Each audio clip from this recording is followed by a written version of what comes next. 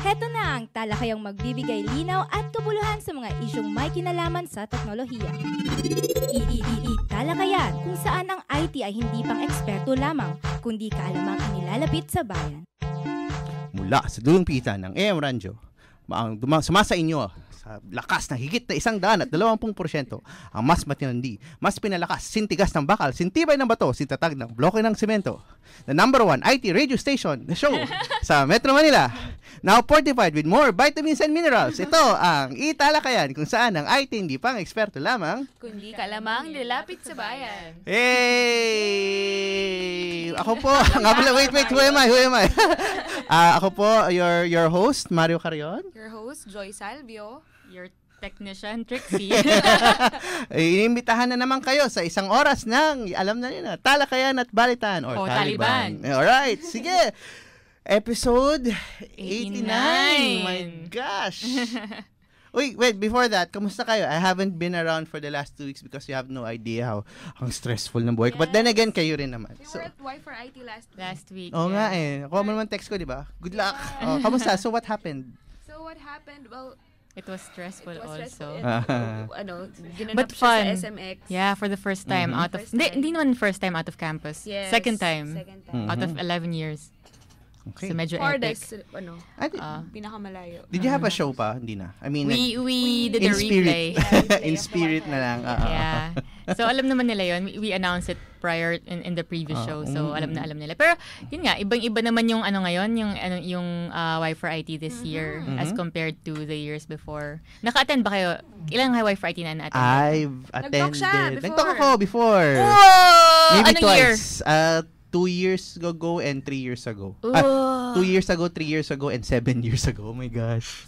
Oo. When yung Y4IT was sa sa film center pa. Yeah. Yung mga first few. Ayun. Yeah. So ngayon, sir, isang venue. Yeah. 9,000. 9,000. Over 9,000. Per day. Over 9,000. Tukilangin na.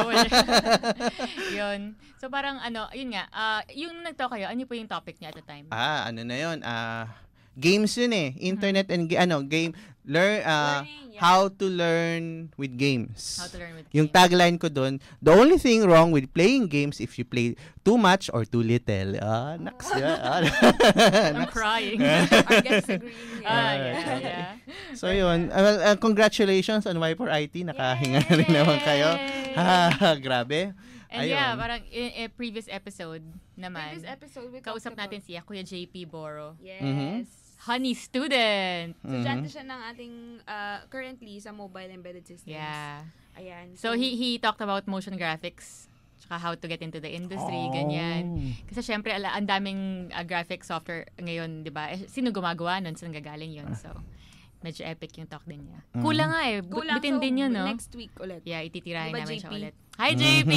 Mr. JP Boro, freelance motion graphics design artist. Alright. Yes. Sige. Ayun. So, yan. We have recapped. Joy, hindi napakinggan ni Sir Mario. Oh, no nga! Oh, no, I didn't listen to it. What do I do? Anong gagawin niya? So, marami kayong pwedeng gawin. So, you can go to our YouTube page. Page ba? Yeah. So, just type e-Talakayan. You can also go sa aming website. So, media.itdc.up.edu.ph/e-Talakayan. You can also go sa iTunes. Meron kaming podcast doon. So, search nyo lang e-Talakayan. iTunes, e-Talakayan. And also follow us on Twitter, twitter.com/e-Talakayan and facebook.com/e-Talakayan. Yep.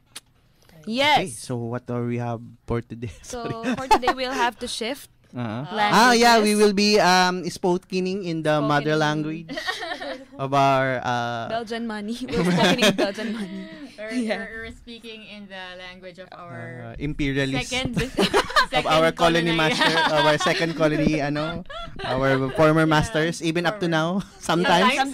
But not quite all the time. Sige, so we're gonna speak in English today because our special guest star is 110 volts.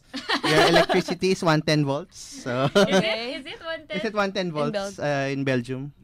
It's Is it 220? It's 220. Okay, that's interesting. Such a big deal. Is that important here? Yeah, it's 220. If you came from America, it's where it's Japan, where it's 110, your electronics will die. So you have to be careful. So it's 220. you should be informed. So, who do we have for today? So our guest for today, I'm gonna read this, Johan. I'm Okay. sorry. Go ahead. Okay, so our guest for today is a web architect, tech entrepreneur, and free software advocate from Belgium. Yeah, in the past 10 years, he has spent most of his time creating and advocating free and open source software and helping evolve the World Wide Web. So he is most known as the co-founder and lead developer of Joomla. Oh my God! You know it. Oh my God! A lot of people are using that. People are yes. listening. Oh, nga. An open source content management system. So Johan is passionate about creating software architectures that help other developers get things done faster. So today, Johan spends most of his time working on Nuku, an open source web application framework which he founded in 2008. So Johan is the director of Timbo, a privately held software company that offers products and services for Nuku and Joomla, and he is advisor at Bionic and IdeaPod. Did you say it correctly? Bionic? Bionic? Be unique, yes. Be Unique. It comes from be unique. Be unique. Hindi siya Beyonce, no? Is that something else? One hit me in the face. Be unique. Be unique. Be unique. At Be Unique and IdeaPod, two venture-backed startups. So let's all welcome Mr. Johan. Johan. Yeah. Thank you. Yay! Welcome to our You have some show. Belgian chocolates for us. Okay. Before, I know we have to take a break soon, but just before we take this break, can you tell, siyempre, a lot of our audience don't really know what Joomla is. Yes. There are a few, but they are like, si Manong security guard who's just working downstairs protecting our gear and stuff our like that. safety. And our Manong jeepney drivers out there. So what is Joomla? What is Joomla? Well, and that already might be a technical term. Joomla is what we call a web content management system. So very simply said, it allows you to create websites. Yes. Okay. And Joomla is one of those tools that has a lot of websites being run on the internet. So right now, Joomla runs about 3% of all the websites. 3%? Wow, that's pretty significant. You may think 3% is small, pero That's well, we don't know for sure, but we In think numbers. it's close to 50 million websites. Wow. Okay. That's on Joomla. It's quite a lot. So Yeah. there, Is it right? there is Yeah. there is a Joomla download, or there's a Joomla download or installation done every 2.5 seconds. Awesome. So let's in right now. Yes, And right now. Okay. Yeah, kasi my organization uses this content management system for our website. So Professor Wiggy V. Oliveros, he was the one who put it in place, and then he had to teach us non-tech people how to just put content in, but don't break it.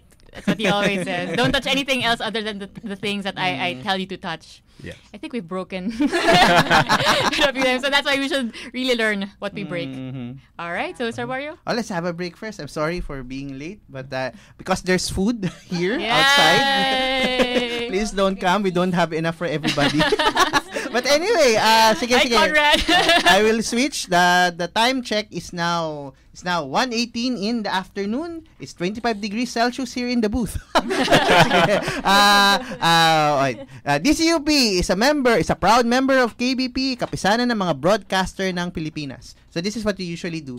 DZUP 1602, kasali ka. Kasali ka means you're You're included. You're part of it. Yeah, you're with us, man. Yeah. Something like that. So we all say kasali ka at the the same end. time. All right. Practice kasali ka. Kasali ka. Yeah. So sa DZUP 1602, kasali ka. All right.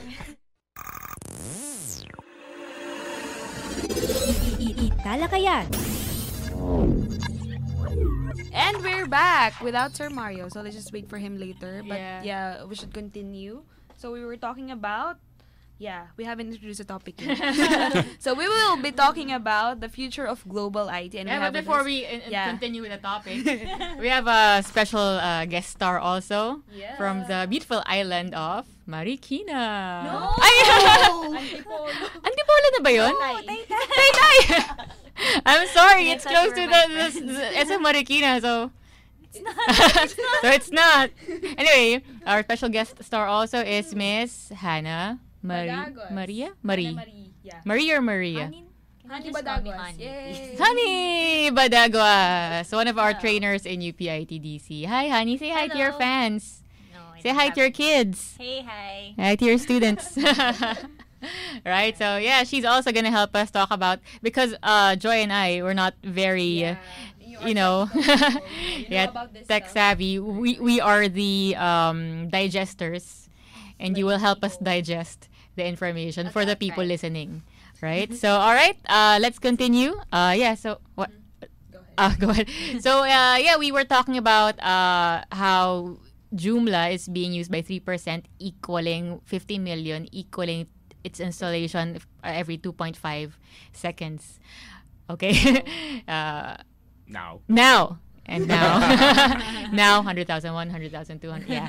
Anyway, so we have a few questions. So we like to begin with. First off, Mr. Johan. Let's talk about Johan first. Let's talk about you first. Okay.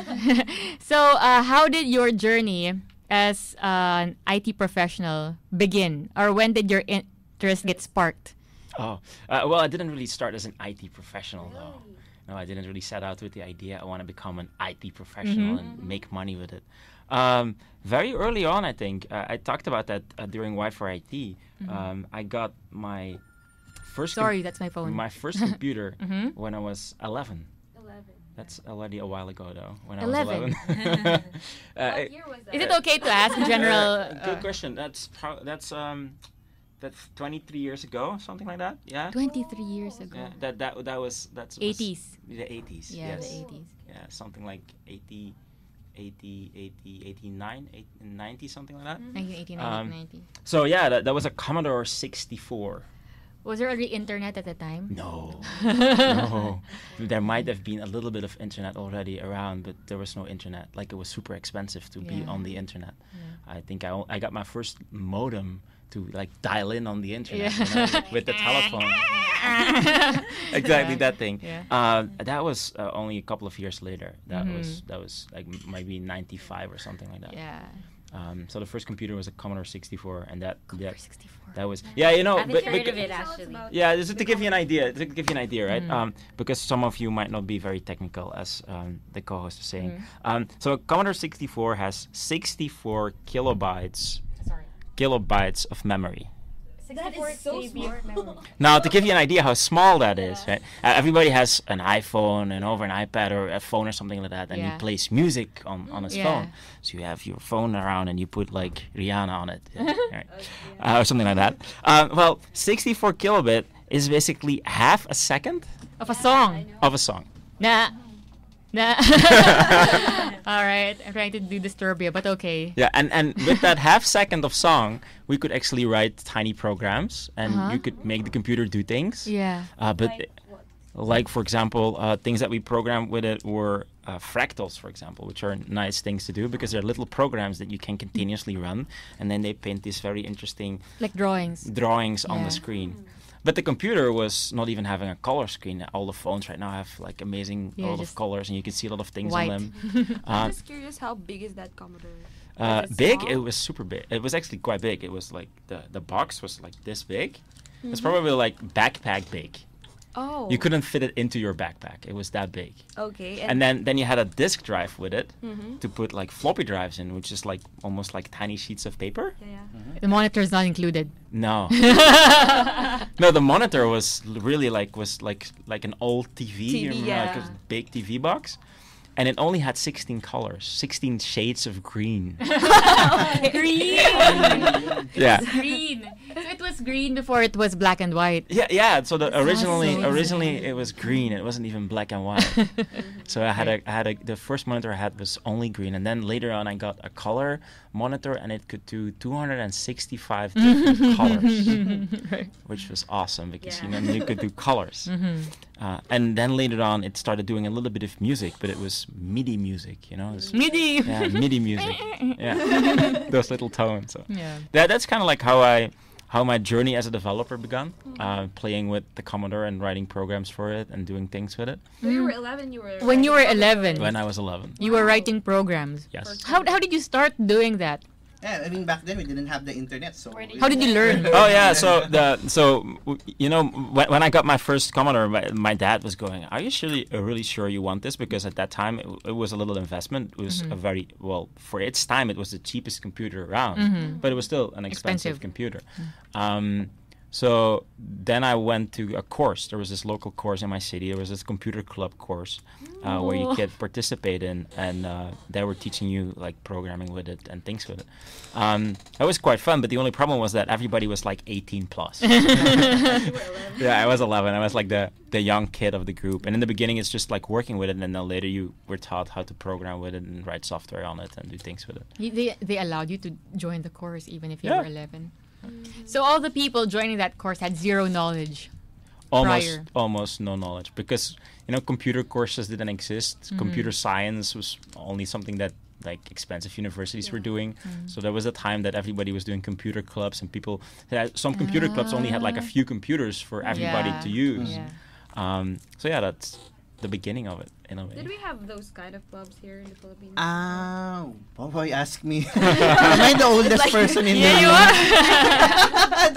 Anyway, I remember nung back then, and then not me, mga stories. Kasi computer science here in UP started mga 80s and the 80s. Then we had yung IBM mga mainframes. We had the one computer. Kaya that's why it's called the UP Computer Center, kasi they had the only computer. And everybody used that single computer. How big is that? A room. Ayun, pero the thing, when everything was starting out here in our country, we also had clubs like that. But it's kind of amazing back then how we didn't have the internet, but we managed to find each other. Parang ganun. Through snail mail? Snail mail or phone call. You call your landline. Yeah. Like I met a professor, I think, or somebody that helped start the computer club here in the Philippines, the original computer club, and he was telling me that in the very beginning, they only had like a few computers and they were renting them out to people to be able to use them. Actually, the first website that was built in Asia is a Filipino website. Oh, wow, that's amazing. I didn't know. Interesting. I think it was he was saying that it was the 5th website in the world. Wow, it's amazing. So yeah, we'll Google it. Such pride. Yeah. Filipino pride, yeah. Nice. So Japan, did you know that the first... Maybe we know the name of Would you remember? Do you remember? No, it was a very complex Tagalog word, so I have no idea. But you should ask about it. Oh yeah, sige, first we'll ask Google. Hello Google. It's slow. Anyway, later. There you go. Anyway, sige. Right. So yeah, ikaw Joy, how did you begin? How did I begin? I remember our first computer was bought by my brother. Yeah, for we games. were playing that. I don't know what the name of that game again is. The caveman game. Yeah, we call it Baroque. Yeah. Baroque is like caveman language, sort of. Yeah. So but it's interesting because you say you have these computer clubs. Do they cost anything to join? How much would? I don't remember, to be honest, but there was probably a fee to join, and then later on they were mostly free, and then it became events where you could go in the Saturday afternoon and you could basically go there and play with computers and learn from people, and it was really self-teaching because there was no education around computers yet, so people all of you were exploring. Yeah, very much. So how did I'm asking as a normal human being who doesn't code yet. But how did the code look like? Because I've seen like CSS and stuff like that for websites. How did the No. I've only seen it. I know how it looks like. How would programming when you were 11 look like visually? Well, like if you now write a Word document and you save it, it's probably going to be more than 100 kilobytes. Which is just an A4 page.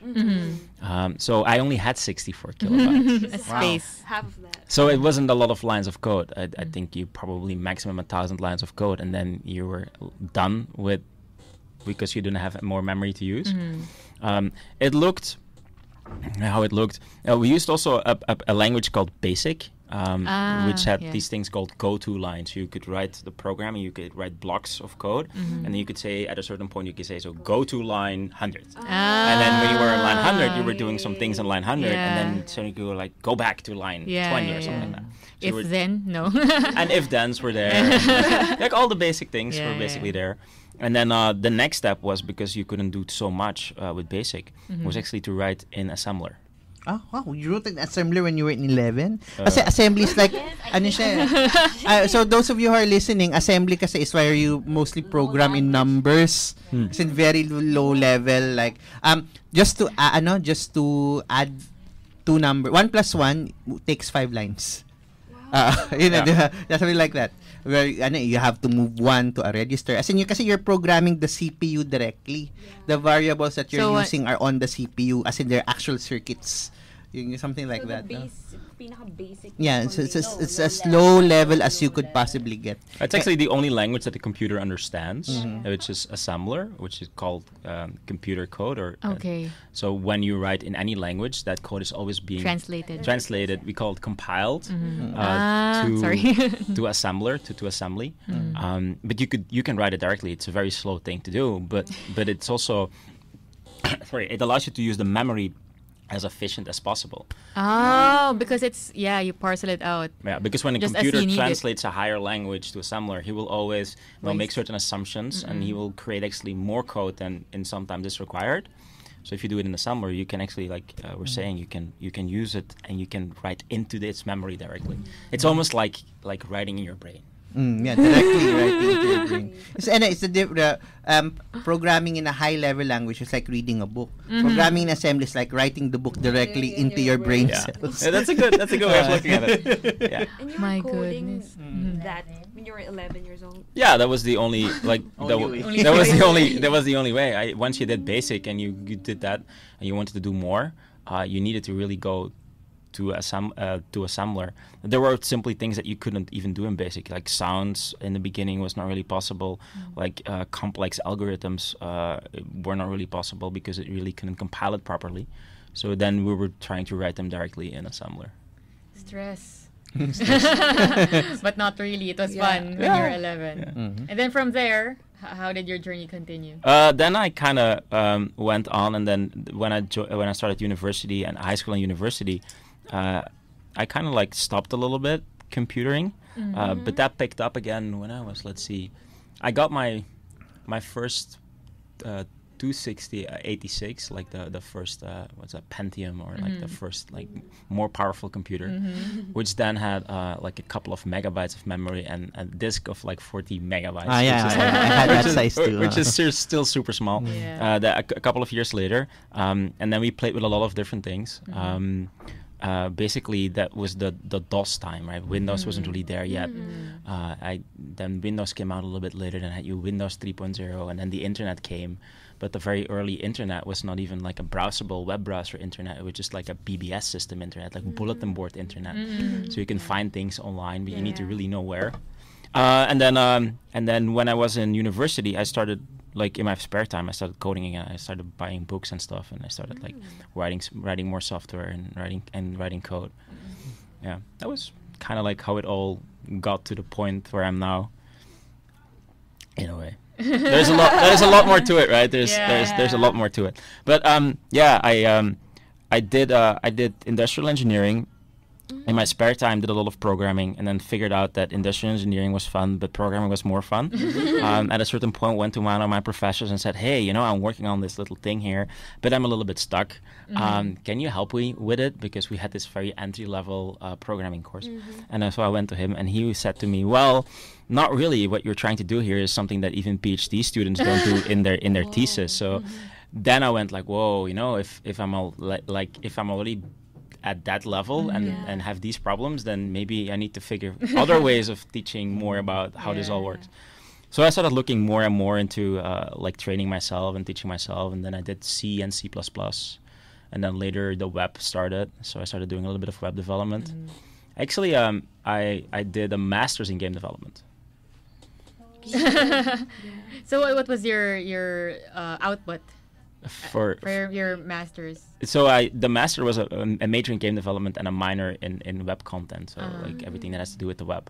I wrote a physics engine in what you call, but this might already be too complex, right? It's a rigid body physics engine for, at that time, pocket PCs. So you know the very, like the predecessors from your mobile phones, which we call pocket PCs. They were like mini computers. They were a lot less powerful as the mobile phones we have now. And then we had the first games coming on those, which were very, very simple games, and they wanted to do more complex games, so we tried to create a physics engine for it. Like a very simple rigid body physics engine, which was a quite challenging and interesting thing. That was my thesis project. I have an idea of what it is, but we can get back to it after the break. Yes. So physics, I heard Sir Francis talk about it before. Right? So let's take a break now. Me? Oh, yeah. It's my turn, right? The time now is 36 minutes after 1. Ang DZUP 1602 ay kasapi ng KBP o kapisanan ng mga broadcaster ng Pilipinas. Right. Alright, there, we do it again. So DZUP 1602, Kasali ka! E-Talakayan. So if you have your arm, then you have this part and this part. This is like a tube. This is part, small parts put together. Yeah, so we're explaining the rigid rigid engine. So this the body parts. Yeah, well, very simply said, when you do rigid body physics, it's very hard to understand and calculate very quickly how the world works, right? Because there's so many things that interfere with how things work. Like for example, imagine that you want to calculate how a leaf falls from a tree. Yeah, precisely. And you want to render that on your screen, and you want to see it falling almost in real time. And then there's the wind blowing, and there's the circumstances, there's temperature. There's so many different variables that will impact how that leaf falls down. So with rigid body physics, you take a number of things out. For example, you don't deal with the environment. You don't deal with temperature. You don't deal with wind. You don't deal with these things. But you deal with elements as rigid bodies. So you try to take your body as small as possible. For example, what we did was creating a pinball game. And then your rigid body is very simple, the ball itself, which is, this is the unique body that you work with. And then you have multiple balls rolling around.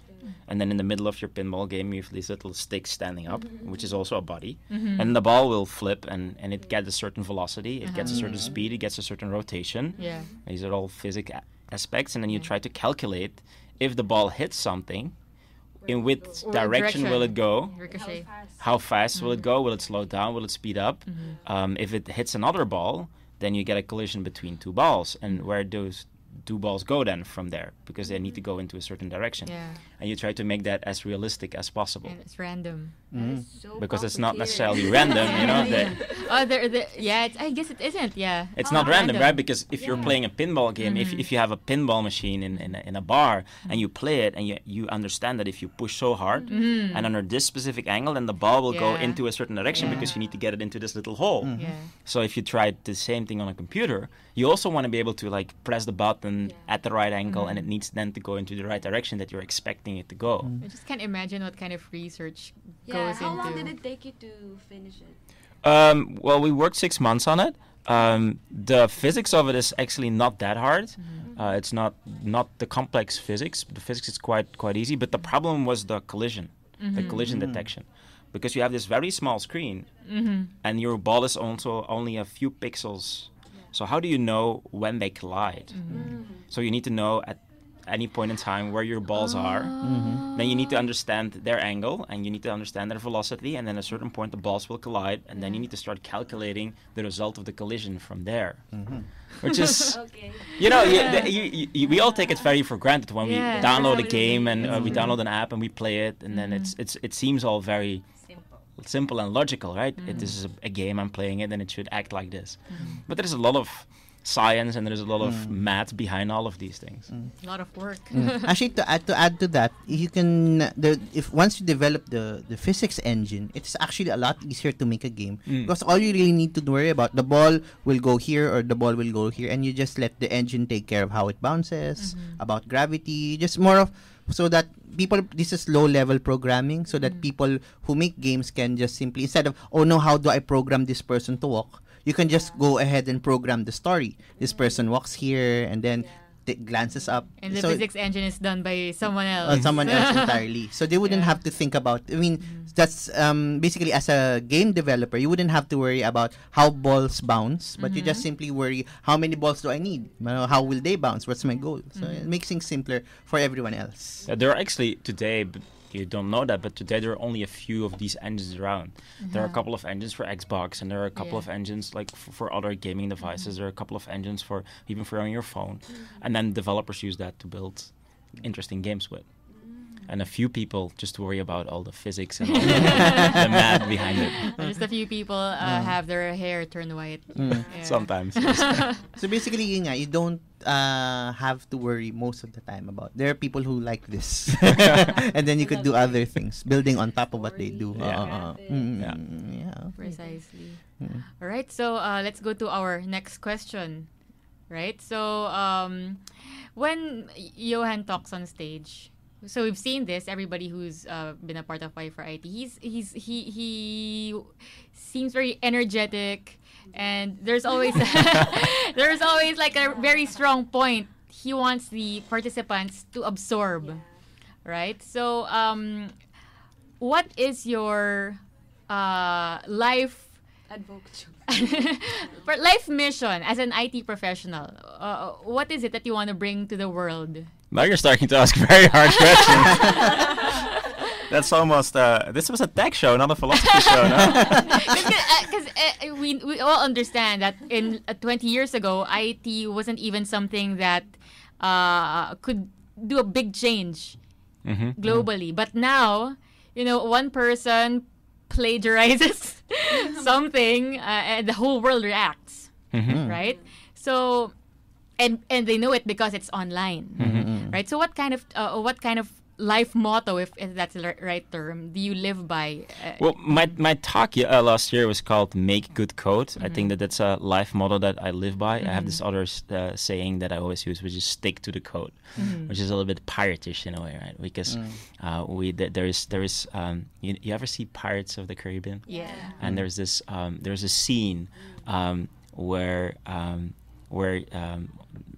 they get on the boat and then they have this parlay. Parlay. Right? Let's have parlay. And then Captain Barbosa at the end says, "Well, but the code, it's only like a set of guidelines. It's not really like rules." Yeah. See, and the thing is, that's very true for software too, or software development. It's just a set of guidelines. It's just not really rules. If you understand the rules, then you can break them. It, yeah. So I'm trying to teach. I'm trying to inspire people to understand that and think outside of the box, because, like you were saying, you can change so much with software. It's not just something that you learn and then you apply it. It's something that you learn and then you learn how to improve from there, how to change things from there. It allows you to change the world a little bit, and we have seen that in the last decade. It's amazing how the internet grows. It's amazing what people can do with it, and it's even amazing how individuals can do that. Because before we needed to always work in big corporations, and there was always the boss that was going to tell you what you need to do. Today with a computer, you can really change stuff. If you look at Facebook with Mark, he started it in his dorm and see what he has built with it. If you look at Linux with Linus, who builds a whole operating system which now runs a large part of the internet. There are so many individuals that come up with ideas that are given a computer, or that take a computer and then start building something with it. So if I can bring that mindset to people, help them understand that, as I was saying at Y for IT, there's this beautiful video from Steve Jobs when he was in his 30s where he explains that the lesson that he learned was that whatever came before him, whatever built people before him, is not necessarily something that you just need to accept. The people are not smarter before you. The world is not as it is. The world is something that was created, and you can change it again. You can make it better. And he explains it like you can poke at it. And if you poke at it, there might something be popping out. You can start molding it. That was one of the very interesting lessons. I showed that little video of Steve where he explains that. And I completely agree with that. It's like awesome what you can do with software. You can really poke at it, and then something else might pop out. Something might change from there. So that it is profound, yeah. Well, I'm gonna cry. Yeah, but for a lot of students, here, because the Philippines doesn't have this startup culture yet. Like we're gonna try to change things. Yes. So for a lot of students, it's coming to school, it's going to university, Getting a job. It's being taught and getting the job, going to work, and that's one way of doing it, of course, and that's not a bad thing, right? You get the degree and you get the job and you earn money and you can provide for yourself and for your family. That's great. But there's so much more that you could do with IT. Yeah. You learn something, and then you mold that to build something better, to change something, and then you can still earn a living, you can still have work, and you still have a job. But then you're doing a little bit more than just going to work and listening to what your boss is saying. Yes. Well, actually, the nice thing about it, you can still get a job, but you can still do other things on your spare time. Yeah. That's what you do. You go poking around in your spare time. True. Yeah, hopefully, to our listeners, I mean, I do understand in the Philippines, the economic situation is different, right? You can't always just chase after what you wish to do, right? And take risks because there are other people counting on you and everything. But yeah, once you are stable, Or probably in your spare time, if you have. do You it. can do it. Right? So, yeah, it's advice to all the people, students that studying now. Just don't be afraid. Don't be afraid to try. I heard it somewhere, I read it in your presentation. It's better to fail than to and not try it all. And, your failure is good if it makes the world a little better. It's worth it. Something like that. The quote at the end was, life. It's better to have a big goal in life, and to have tried to achieve that, than not to have tried at all.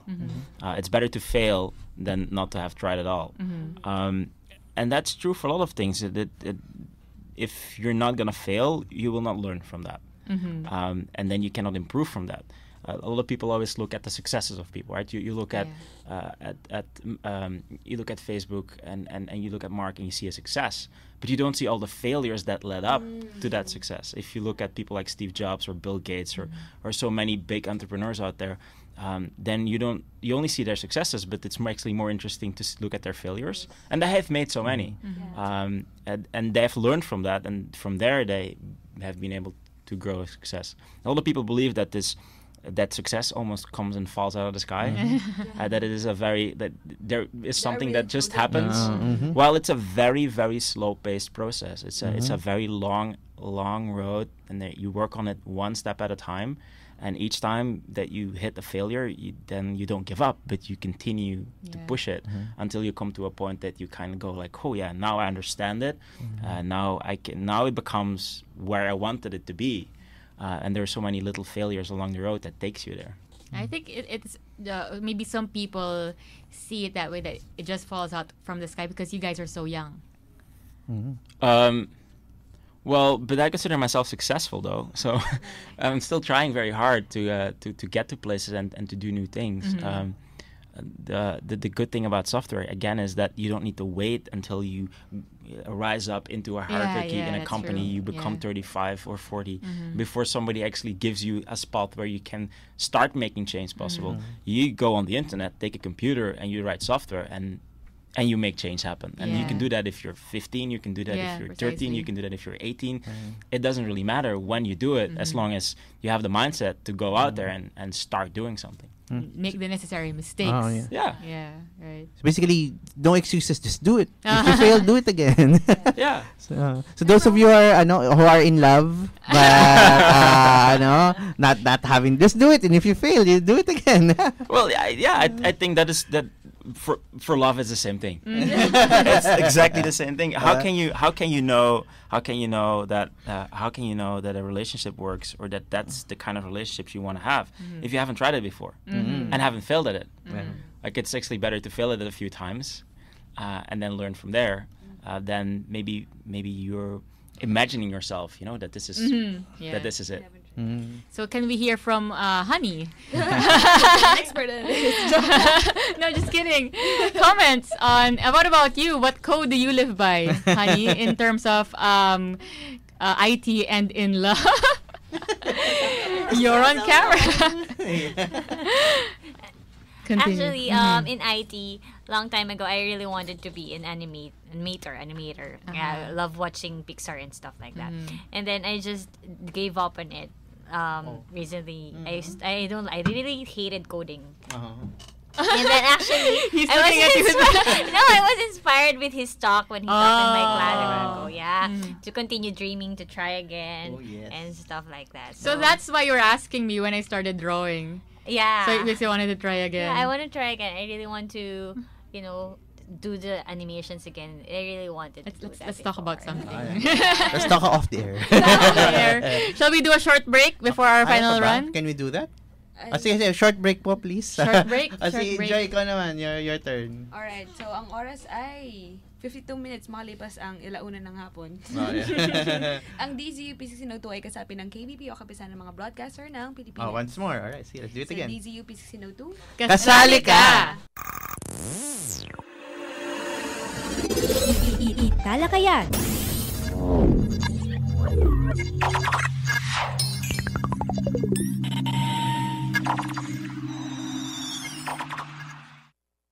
Ayun. Okay, sige. Alright, so yeah. Last 5 minutes. Last 5 minutes. Johan, thank you so much.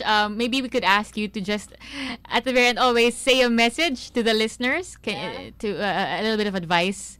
The advice for my talk was quite simple. I started my talk. The talk was called "Program or Be Programmed: The Future Belongs to the Curious." So we're living in a world right now, like I was saying, where you have two choices. You can live the world as it is, or you can try to change it. Yeah. And if you want to change it, you can do that with software. You can do it with a lot of things, but you can do it with software, almost on your own. Yeah. The devices you are carrying around in your pockets are infinitely more powerful than what I was getting when I was 11, and that is very inspiring and very interesting. I think that it came down at the end was you can get up in the morning, and a lot of people get up in the morning and they're like, it's another day for work. Or you can get up in the morning and you can say, hey, there's this question or this challenge that I'm gonna take today. You can be curious in the morning. Yeah. And that was my question to the IT students. What are you curious about? And when you come here in the Philippines, a lot of people, they will ask you, what have you eaten already? And this is the first question that people ask you, have you eaten already? And that's interesting because when you go to Europe, people will be curious about how are you doing. And if you go to places like San Francisco or like startup cities or like tech cities or where people really are entrepreneuring, then they will ask you, what are you doing? What are you working on?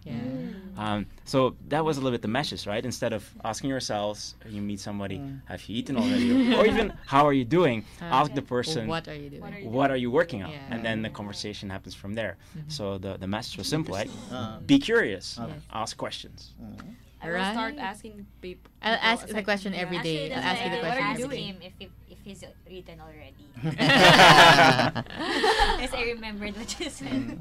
Right, thank you. Yay! Thank you for being a guest in today's episode of e-Talakayan. And now, it's time for me to say goodbye because I am leaving on a jet plane. I'm leaving When I come back, on a jet the plane won't know when I'll be back. Oh, yani. Ay, pa-play po. Hagureta. Play na? Yeah, it's playing. Talaga. Iyanori mo. Salamat po. Ano mangyari po kasi, sasabi ko sa music. Yes, a she. I'm leaving, this is my last show. No! I'm leaving for graduate study. No! So, thank you. Alam mo, from someone who I have a speech impediment. You know that. I lisp. Actually, before I used to even stutter. Yeah. Pero thanks to my best friend Manta who's out there listening. Oh my God, I'm in a radio show. but yeah, thanks. I had a lot of this show is fun. Crying! He's gonna cry! but wala lang. I still have yung script. I was planning to give it today pero I was rushing. Anyway, that's by later. FedEx! But anyway, thank you. Thank you to everybody. Thank you to our listeners. For all that 89 episodes, we had, actually no, I was absent a few times. But thank you. It's I'm a licensed, I'm a radio broadcaster. I never thought I'd get to this part. We have a great show. We talk about, we're the only IT show on radio. So, diba? Something nice to think about. So, ayun, yun lang. This is the ending ng Alright, so this is the ending theme of Full to Aspire. And yeah. Alright. So Sir Mario is now dancing. Watch the YouTube video to see what he's doing and say goodbye. Give us your messages on Facebook, on Twitter. Thank you so much. Love well. Ayun. Love well, code well. Love well, code well. So thank you. This is Mario Carion signing off. Pero patuloy pa rin ang e-Talakayan. Next week, 90th episode, you should do something special. Oh, yeah. Uy, mag-100. My God. We can have you on Skype. Phone patch. Skype. Pwede. Ano yun? Yeah. It would be, teka, nag-overtime na tayo. It would be -8. It would be 6 a.m. Yeah, you should wake up. For Why are e-Talakayan. you calling me? Yay. Oh yeah, it's the show. But anyway, thank you for listening, again, everybody. Johan. Thank you, Johan, for Honey. guesting. Thank Thank Honey. you. And Merry Christmas and Happy New Year. Bye-bye. Thank you. See you. Bye-bye. Ayun. Okay. Okay. So